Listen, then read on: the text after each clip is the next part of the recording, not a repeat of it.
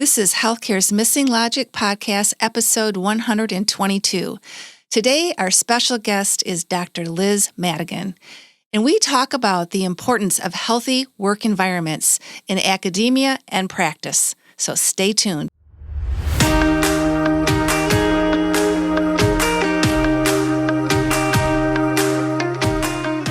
Welcome back to Healthcare's Missing Logic podcast. This is the only podcast that shows you how to leverage Polarity intelligence, an essential competency for healthcare leaders, and the missing logic in healthcare, so you can create healthy, healing organizations and become a thriving, resilient, and unstoppable healthcare leader. We are your hosts, Tracy Christofferson and Michelle Trosett. We've been best friends and colleagues for over 30 years. And during that time, we coached healthcare leaders across North America around how to create healthy, healing organizations. Today, we coach healthcare leaders and leadership teams to live thriving, resilient, and balanced lives, combat burnout, and create the best places to give and receive care. This podcast is for the unsung hero of healthcare, the healthcare leader. We want you to know we see you and we'll be here for you each week. In this podcast, we're going to challenge healthcare's industry norms, flip limiting beliefs, and share proven strategies so you can be your best self at work and at home, live and lead intentionally, and experience well-being and joy. We are glad you are here and look forward to sharing the journey with you. If you aren't totally convinced this podcast is for you, just listen to a few episodes and convince yourself.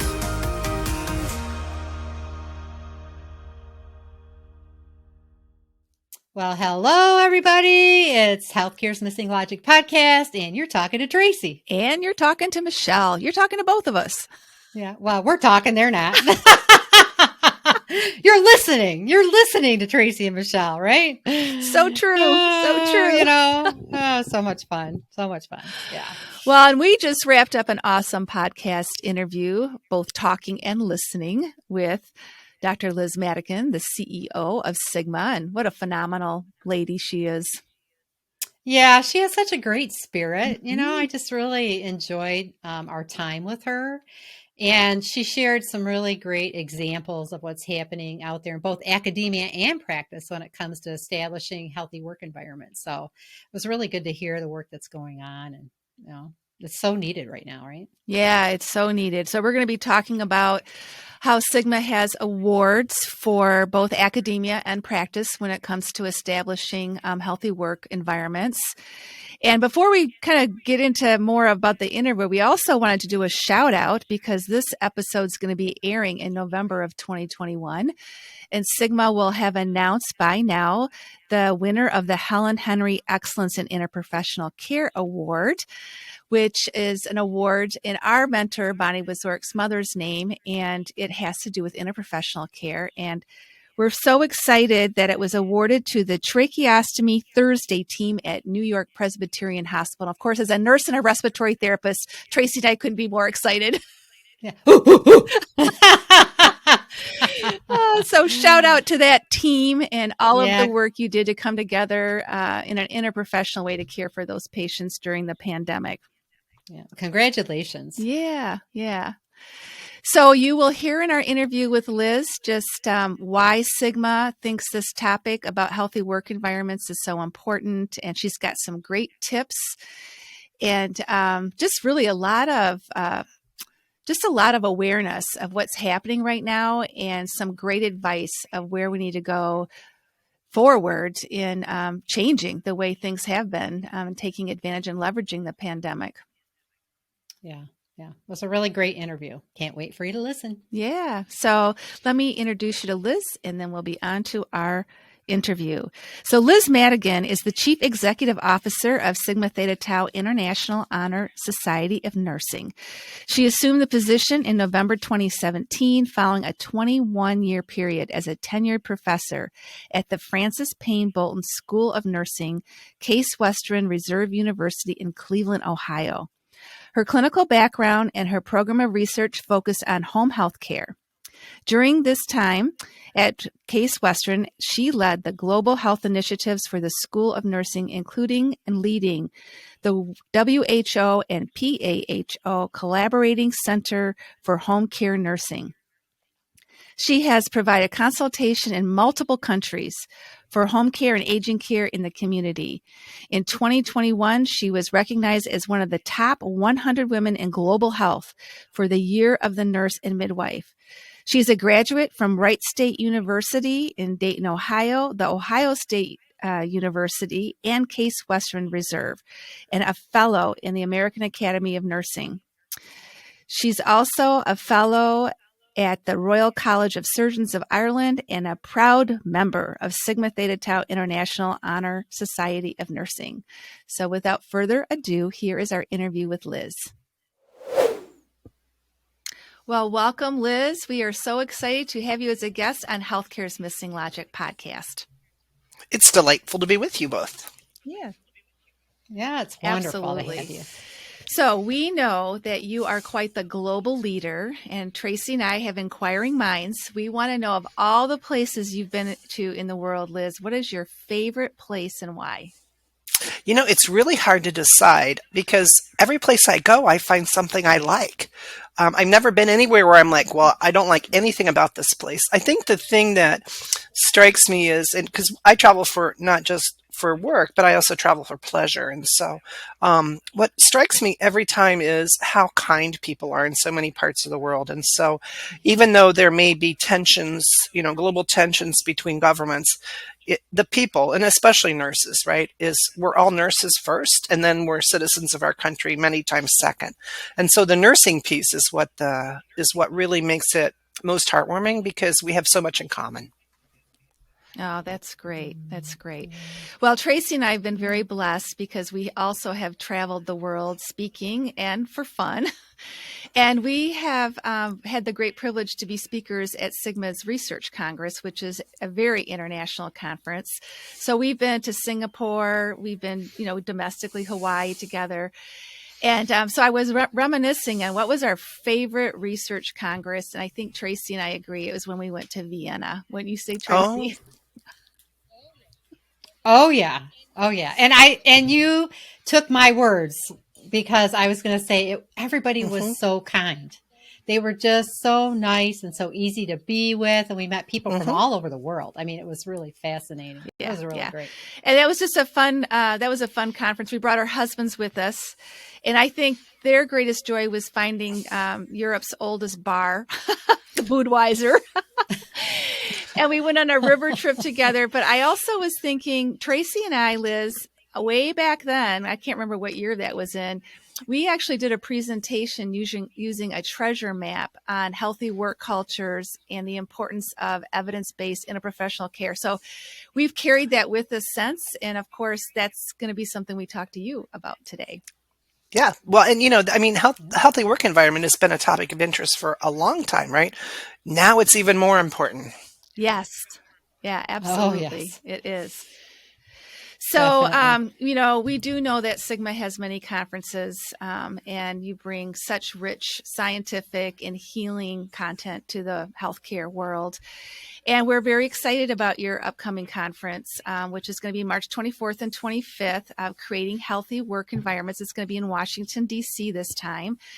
And we just thought it'd be really helpful to give our listeners a little bit of background of when Sigma started that conference. And as you said, it's important, but why maybe it's even more important today.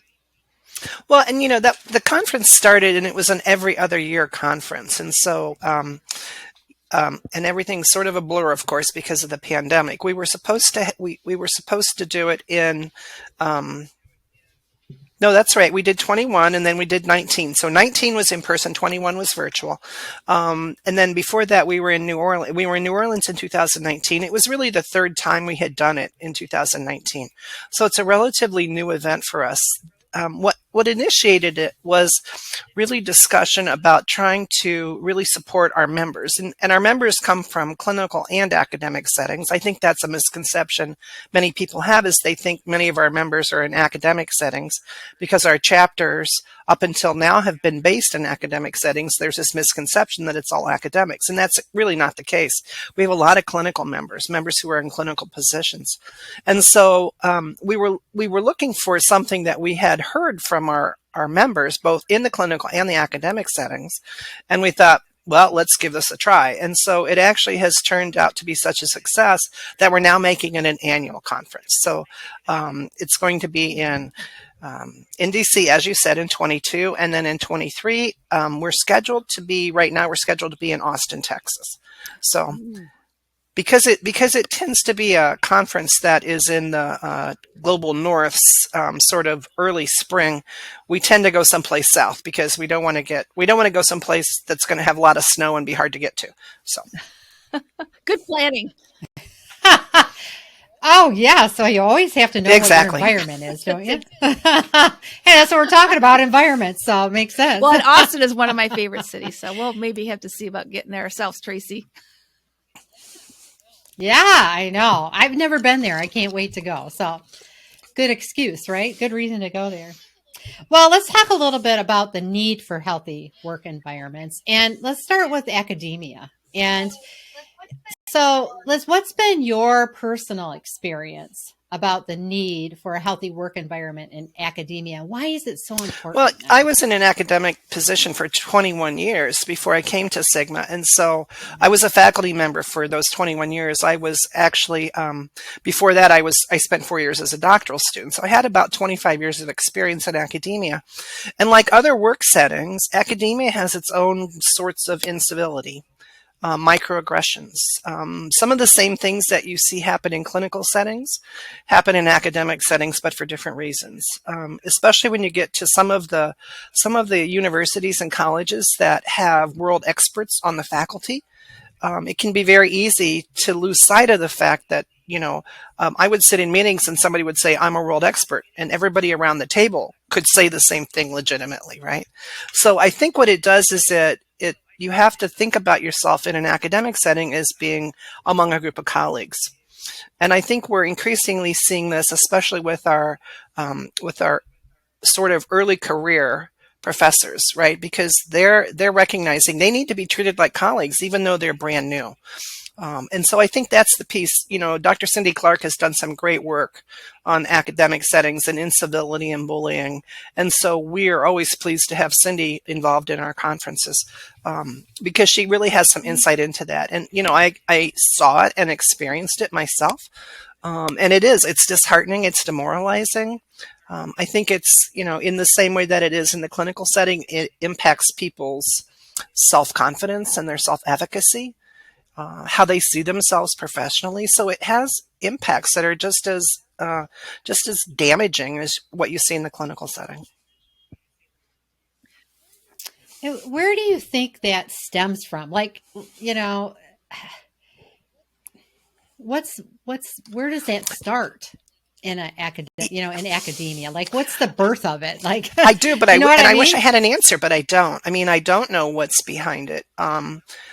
Academic settings, people in academic settings have a lot of pressure, right? I think there's a lot of pressure, and I think that's not always well understood from people who have not been in those positions, because in addition to the very important teaching function, in many places, there's also expectations for progression. If you want to progress and be promoted, that you need to be writing grants. Yeah. You need to be publishing. And that means whether you're on the tenure track or not, the expectations are that you're publishing, that you're writing grants, that you're participating in projects. So it's not just the teaching mission. And then in addition, there's also a service mission. The sort of the three-legged stool of the faculty is, Sure.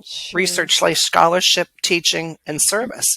And that service can be on international, national committees, regional, local.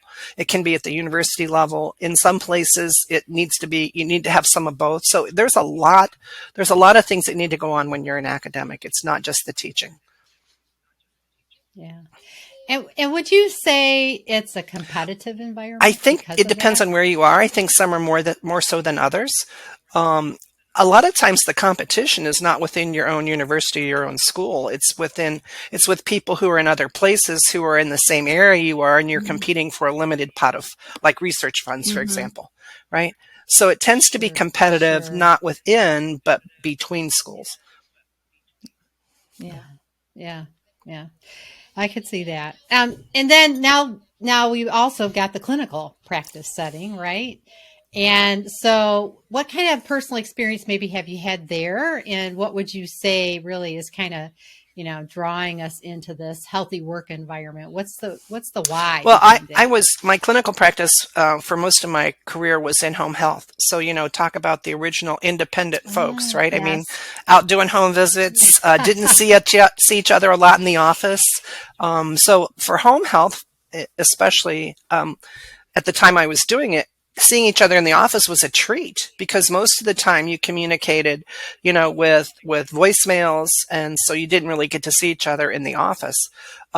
So for me, the incivility or the healthy work environment issues in home health was really being seen as a member of the organization because we sort of got forgotten. There would be nursing department events, and we would hear about them after the fact, and we'd be like, why weren't we invited? Well, people just forgot about us because we weren't there all the time, right? So we weren't obvious and visible. Yeah. Home health has, even if you're not part of a health system, it has its own. I mean, I talk about this routinely as people don't know how many home health agencies there are in the United States, for example, because if a home health agency closes, nobody knows. It's in an office, right? Whereas if there's a facility or a facility closes, then it's obvious because there's an empty facility of some kind. So it's a very different kind of nursing practice. So I think it was really more, I would call benign neglect as a home health nurse that we felt more than actual incivility. Although there were times that, home health nurses sort of laugh about people say, oh, I'm so much looking forward to Thanksgiving, because the day after Thanksgiving, well, for home health, that's always a busy time because a lot of patients get discharged the Wednesday before, right? Or Thanksgiving Day, and they need visits on that Friday. So the same with any of the holidays. So home health nurses sort of chuckle about people looking forward to the holidays because for home health, it's a very busy time. Very busy. Well, and people overindulge. Well, right, exactly. Well, right? So. and then they have health episodes. Yeah, well, right? exactly. Well, no, I mean, if you think about the kind of because they patients that home overdose. health nurses see, absolutely, right? So, Yeah, exactly. Well, what do you hear from your members around, that's a really great view into the home health and to the kind of the really first virtual workers, right? From a healthcare perspective. But what are you hearing from members when it comes to organizations or healthcare organizations and healthy work environment practice issues there? The pandemic has really sort of laid bare all the problems with the systems, right? And not just in the U.S. I mean, you can talk to our colleagues in Australia. You can talk to our colleagues in sub-Saharan Africa.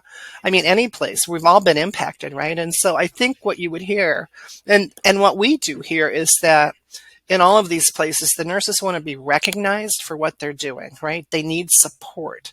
So they need support, emotional support. They need sufficient PPE. They need sufficient staff, right? And so everybody's feeling this. Our clinical members in particular have really felt it. And, again, because of the changes wrought by COVID, you could have a nurse who was working in an endoscopy suite who lost their position, right? Because those were elective procedures and they weren't being done, or they were furloughed, or they were suddenly transferred to a kind of nursing they hadn't done for a long period of time, if ever. So I think it's been a really difficult time for our colleagues in clinical settings. But nobody's unscathed, right? Our academic colleagues had the same things, right? They had to pivot to virtual. They had to do virtual really quickly. They had all the challenges in terms of clinical experiences for their students, especially early on. What could you do with simulation? The constantly changing messages from the boards of nursing and the regulatory bodies about what could be done with simulation. Again, not just in the U.S., but also in other places. Sure. Yeah, it really shined a light on some Absolutely. gaps, right? And then made the gaps. It did. It did. And boy, if Tracy and I Yeah. have heard anything working with healthcare leaders the last 18 months, it is just the significant amount of change we've all been going through. And it's nonstop. It's just like, it's been remarkable. Yeah. Right. Just been remarkable. Yeah. It's like no opportunity to Well, and catch I your think breath. that's the thing, right? I think, going into it, we all anticipated we could have a bad 6 months. I mean, I don't think any of us anticipated being here 20 months later Yeah. with the same kinds of things. I think for our colleagues in academic settings, many of them have been able to go back to campus, right? Or at least get the students back in clinical settings. I think that's less of a challenge. Not no challenge, please don't misunderstand, but things are a little more predictable for them. I think for nurses in the clinical setting, it just has been relentless. I mean, the nurses we talk to are exhausted and depleted, honestly. Yep. Yeah. Yep. So true. So true. Well, Liz, in our work at MissingLogic, we do work with healthcare organizations. And whenever you're trying to do culture change, it's the hardest change there is, I think. So it's really helpful to have a guiding framework. And we use the Healthy Healing Organization, or H2O framework, we call it, in working with organizations. And it really has 3 pillars. People, because you have to start with the people. People make up an organization. Also the processes and infrastructures. And then also our third pillar is performance, so we can actually measure outcomes. And we would love to hear from you, especially with, we know that you have awards and different, to really highlight healthy healing organizations and work cultures. What have you seen work well in academia or practice for when it comes to people strategies to really support the people within those organizations? So I think the thing that seems to be common across our award recipients is the meaningful recognition, recognizing people who are doing good work, right? And so some organizations do this sort of internally, and it's an internal process. Others use our partners and colleagues from the Daisy Foundation to really do that, because Daisy, as you know, has branched into academic settings, recognizing faculty as well as recognizing staff nurses and nurses who are at the bedside, as well as nurse managers. So I think that meaningful recognition is the common element. I think recognizing people, because nurses tend to be very self-deprecating. As you know, when you work with nurses, many times our initial response is when somebody says, "Thank you for all you do," our response is, "Well, it's my job," right? And that is true. It is our job. But at the same time, I think the current situation has really shown how nurses go above and beyond to really meet those needs of the people we take care for or the students we educate. And so I think that meaningful recognition comes ringing through loud and clear about being an important element, and certainly something we see across our award recipients. Great. Yeah. That is just, it's so critical, especially right now, right? I mean, talk about going above and beyond, right? So it's really, really important. Now, the other thing that we've learned in all the years that we've been working with healthcare organizations and trying to establish healthy healing work cultures is the importance of infrastructures and processes, right? And that's another part of our framework. So can you give us any examples of maybe what some of the organizations that you're engaged with, some of your award winners, have maybe implemented or are using to really support a healthy work I think I was really struck by the award for the University of Virginia. They were our first academic setting to get an award. What struck me is they started this process in 2011. So this was not a new endeavor for them. And they really did it based on all staff, all faculty surveys, right? So I think that's the one piece that comes through is you really need to listen to the people. You need to listen to everybody. It can't be from the top down. It can't be driven by leadership. It needs to include people who are actually doing the work, right? Whether that's in an academic setting or in a clinical setting. So some of the things that the University of Virginia did that I thought, and again, this all came from a faculty staff committee, right, that worked on this. So they had things early on, all gender bathrooms. That was important to them. They did some work on facilitated discussions about how to have difficult conversations. I think that's one of the things that we're all reluctant to do in many cases because we feel unprepared to do so. But it's just the nature of your work life, whether you're in a clinical setting or an academic setting. And I think sometimes, Tracy, you asked me earlier, what do I think is one of the roots behind academic incivility? I think it's the desire to not have those difficult conversations, to not be able to say, I disagree with how that was handled, and I think we need to talk about it, right? So I think that was one of the things I gave them a lot of credit for, is facilitating those, to give people because this is a skill set, right? Yeah. Give people the skills they need to be able to have those conversations, because it makes for a much better work environment, as you all know. They did some of the other things that you would expect, like, sort of meet and greets. And the other one I really liked that they did is that they eliminated the expectation that you would be using your personal time on weekends and holidays to answer email. Yeah. Right. Boundaries. So, right. Exactly. And so what they did is they made it the norm that was the expectation, is that you do not, right? Not that you do, but that you do not do that. So I think, again, just sort of really giving their faculty and staff the time and the space they need for recovery. Right. Yeah. I think it just struck me about so many of the things that they had done that I thought were very thoughtful. And again, because it came from the grassroots, it wasn't from the top down. I thought that was notable, as well as how long they had been in doing this. Right. Right. So Yeah. it is a long That's time. It is a long time. Very long time. Well, yeah. And I think, I love that you bring up, their work around these challenging conversations, right? I mean, there's a lot of polarization right now, right? There's so many things. People feel stifled. They don't even know what to say, afraid of saying the wrong thing, right. And you're right. We don't have the skills. We weren't taught those kinds of skills as a clinician, right? You're taught the clinical stuff. And a lot of times you didn't learn how to have healthy conversations at home. I wouldn't say the majority of people are taught that in their home environment either. So you're right. You're coming in with a deficit, and then, you're facing all of these kind of challenging, different, polarizing situations, and having those kind of conversations and knowing how to do that. Well, and I think part of it is when you're on the receiving end of a critical conversation, to learn how to not become immediately defensive, right? To take it in, to listen. Mm-hmm. Right. I think it's important when we talk about this, especially in the US right now, and also in the UK and in Australia, when we talk about the issues around racism, right?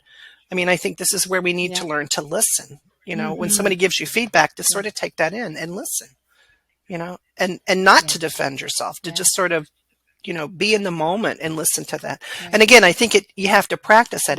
You have to have the opportunity to experience that in a safe setting. Because I think the other thing that strikes me is these healthy work environments strike me as places where there's a lot of psychological safety. Mm-hmm. My guess is these are places where you can have those difficult conversations and everybody walks out of the room and they're okay. So important. Yeah. Well, and one of the things that we learned is, you're right, it takes practice. And you have to have great intention to create those places in an organization so that then it kind of grows, right? But you got to start someplace, and it's not a silver bullet. It takes a lot of intention, and it takes work, and it takes personal transformation in addition to organizational transformation. Right. And you're not going to get it right every time either, right? Right. So no. So true. Yeah. And one of the other things I think that I really appreciated that you said about the University of Virginia was that they learned from everybody, right? It wasn't a top-down kind of thing, but they heard the voices of everyone. And I think that is so important too, because you can't get your finger on the pulse of a culture without hearing everybody's voice, without giving everybody an opportunity to share their perspective and kind of how they see what's happening, right? And that's one of the things that we do as a part of our framework. Sorry. That's okay. Hey, stuff happens. I live downtown. Right. It's hard to avoid. Nah, that's okay. All we just keep rolling. We don't care. We know that stuff happens. Anyway, so one of the things that Michelle mentioned as a part of our framework, right, is performance and measuring performance. And one of the things we look at is kind of the balance in decision making. And so, that kind of directive decision making and participative decision making. So what have you seen in kind of these environments that are creating these healthy work environments? What are you noticing about the decision making? Well, I think part of what we've heard from our colleagues who are in leadership positions, informal leadership positions, because remember at Sigma, we believe every nurse is a leader, right? Yep. But in the formal leadership positions, one of the things we're hearing is that for a while, because of the crisis issues, they needed to really use command and control, right? They really couldn't do participatory decision making. As soon as they could, though, they got back to that. right? And so, they might have had, and part of it, the other thing we've heard that I think is really important, and I think has been recognized certainly by the nurses who are in direct care positions, is that it mattered whether your nursing leadership showed up on your units physically, right? To listen, to sort of say, how are you doing? What do you need? And to explain what was going on, because the frontline nurses, the nurses who were at the direct care positions, would get frustrated because it seemed like every day there was a change. And some of that was a function of the realities of where they were trying to source PPE, or it was, there was lots of things, and the nurse leaders could explain those things, but they needed the opportunity to do so. Yeah. Yeah. That was so important, so critical, right? A lot of times you can understand the decision if you know the rationale. Right, exactly. And that's what you don't get when you get, things coming either via email or some of those things. And it was just the situation was such that you couldn't provide all that circumstance and nuance or context because it was complicated. Whereas if you had an opportunity and somebody said, what happened with this decision, you could explain it, and then it made sense, right? So then Right. people could see that it wasn't just an ad hoc decision or being made cavalierly. Right, right. And one of the things that's a big part of our frameworks is this sense of dynamic balance. And so I think this is a great example, of having to do command and control. You have to go to directive. There are times where it's called for and you're going to weigh heavily on that side. And I'm sure even though it seemed like that was the only kind of decision being made, I'm sure in other areas there were some of that more, collaborative decision making as well, just not to the extent it had always been happening. And then shifting back, right? So that we have a better equilibrium. But dynamic balance is about going back and forth. It's never about always 50-50 equal all the time. You have to shift where it's needed, when it's needed, so you're using the appropriate kind of decision making at the right time. Yeah, exactly. Well, one of the award recipients from this year was St. Peter's University Hospital, which is in New Brunswick, New Jersey. And what they did as in response to the pandemic, their sort of healthy work environment group had a nurse-driven support group that was known as Masks Off. And what it was is it was designed to give the nurses a safe place for them to talk about what they were going through, right? Because that's one of the things we know. If you were able to attend our last Creating Healthy Work Environments, you heard from our closing speaker who talked about post-traumatic growth, right? And so one of the things that we know about these kinds of experiences is you need to be able to talk about them in a safe place with people who understand. And there's nobody who understands like nurses who are going through it also, right? And you can actually encourage this. There are some places that are using psychological first aid training for some of their nurses that they can then use those skills for other nurses. There's just been some really creative things I've seen done. So I've been so pleased to see people really being thoughtful and attuned to the trauma, essentially, that the nurses have gone through. Yeah, I think what's so exciting for me, Liz, is we're not leaning so much into technology for the types of solutions. We're almost going back to the human connection, right? Like those Absolutely. are such great examples. Right, exactly. And so I gave I thought this place did a great job with that. Because they could because it was nurse to nurse, right? It wasn't the nursing leaders doing this. It was nurse to nurse. Yeah. And to really be able to share their experiences and what they were feeling. Because it's striking to me how many nurses who have been involved in this are really feeling a sense of failure, like they didn't do enough. And so I think that's part of the moral injury that they're experiencing is that, they didn't do enough when in fact the circumstances were such as they did everything they could. Yeah. Right. And sometimes they just need to have that acknowledged. Yeah. Yeah. So. Absolutely. Yeah. Well, you've given us some really good examples of different ways the pandemic has impacted, faculty and clinicians and work environments. Are there any other things that you're hearing from your members that the pandemic has really impacted their healthy work environments? Anything else that stands out to you?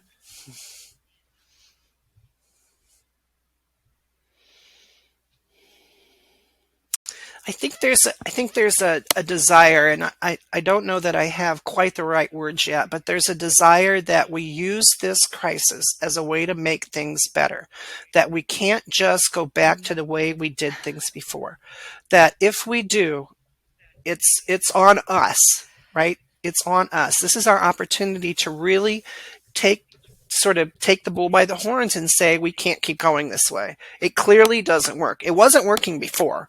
And it's certainly as I said, the crisis really showed all of that. And so if we don't make changes, then we've lost an opportunity to really influence, because the ultimate goal is a healthy work environment creates better patient outcomes, right? That's the ultimate goal. Right. So the healthy work environment, you have staff that are healthy people themselves who then can provide better care. So, and I think that's the piece, is that we can't let this continue. We have to make major changes. And some of what's happened is there have been some places have not used some of this or done it well. And so in some places, nurses are being told, well, if you were more resilient, or just go to the room where you can do the meditation stuff, without recognizing that the system's broken, right? And that's the piece that needs to be addressed, is that broken system. Yeah, and I think what Michelle and I've learned is it's kind of a both and, right? Absolutely.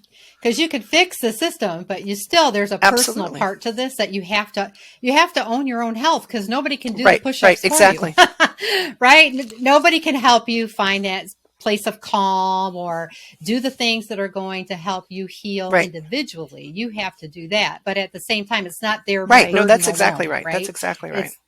It's the both and. You got it. Yeah.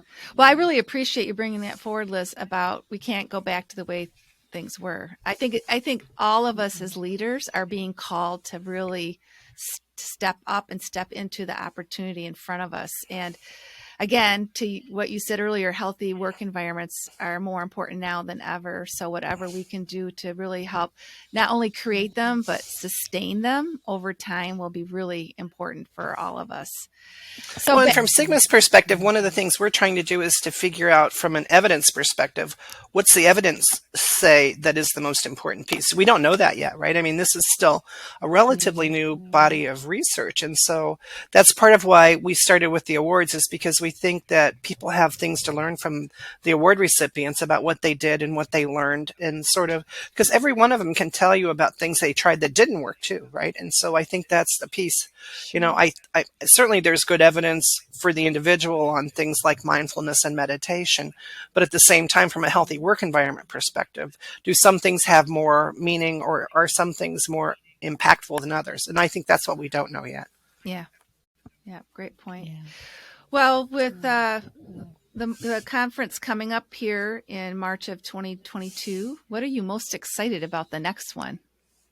Well, so we generally do late breaking abstracts, and so late breaking abstracts is work that it couldn't meet the deadline for the abstract submission because it was still in process.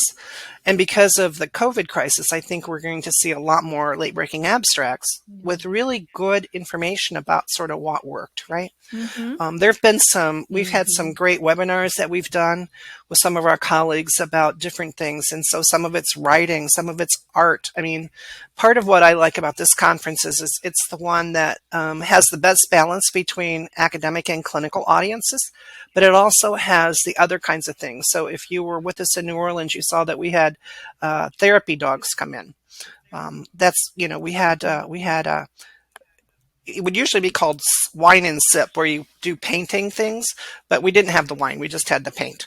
But, some of those kinds of things. So we try to do, a lot of times we have yoga or some kind of movement. And so it really is designed to sort of give you a space, not just as a conference attendee to get the knowledge, but to also have some experience of some of the other healing and restorative pieces. So I always look forward to what the team comes up with to do this. So. Yeah, that's great. Yeah, that's cool. That's very cool. Yeah. Well, and you're sitting right. Exactly. Right. I know. right. Which is not a healthy thing, as we've learned, right? So, so I think that's really great. The more you can incorporate those kinds of things, the healthier everybody stays, right? It's just been so much fun talking with you. And now we get to the fun part, which is the the missing question part. So we just kind of like to close out our episode with just a couple of personal questions, nothing too difficult. I'm sure you've got a handle on it. No worries there. But, we've kind of let people know who you are professionally. Now we like to give them a little bit of who you are personally. So we got a couple questions for you. Are you ready? All right. The first one is, since you now live in Indianapolis, right, which is Sigma's headquarters, what is one thing you like best about Indy? Well, I live downtown, and so I get to experience all the excitement of all the different groups that come to town. And so when I'm out and about, because I live downtown, a lot of things are within walking distance, so I tend to walk a lot of places. And so I get to experience the FFA, because FFA is the biggest convention that comes to Indianapolis. I think it's 80,000. It's a tremendous number. And then we have a group of gamers that come to town, the computer game folks. And so that's a great crowd for people watching, right? And usually there's some really fun things to do in conjunction with that meeting. So I actually got to see Second City TV because they were here in town to entertain the gamers.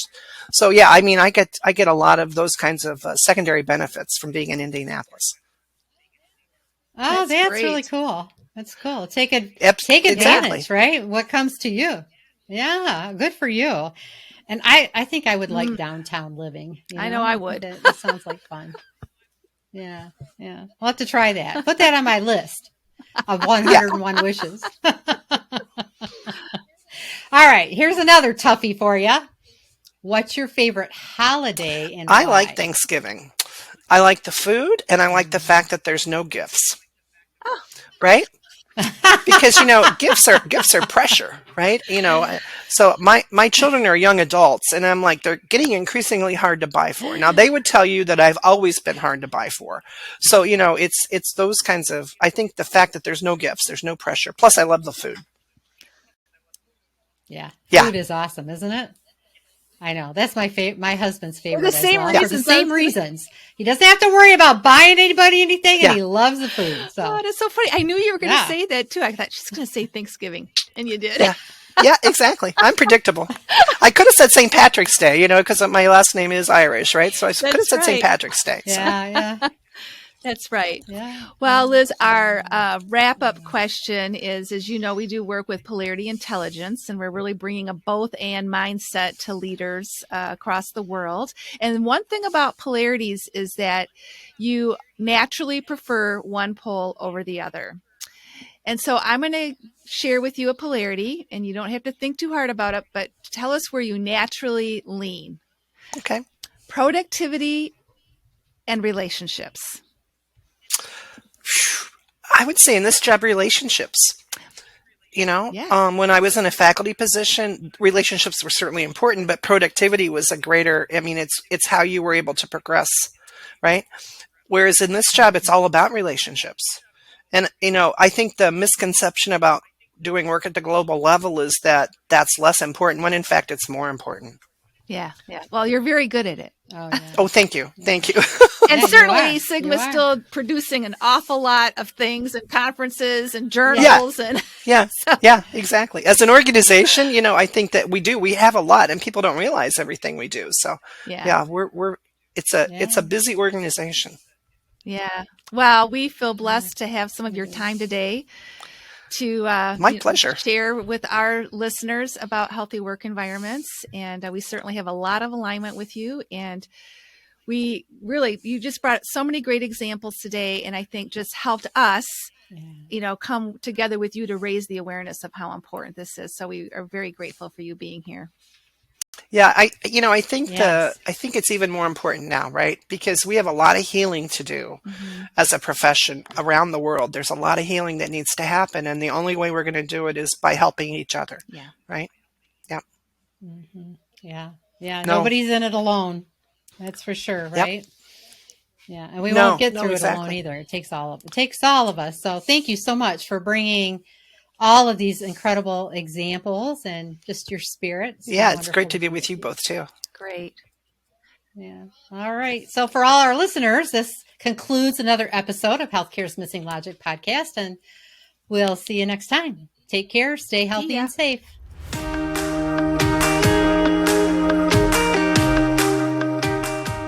enjoyed this episode of Healthcare's Missing Logic podcast, now a top-rated podcast for healthcare leaders.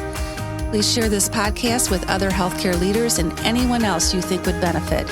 We are certain that if you found value in it, they will too.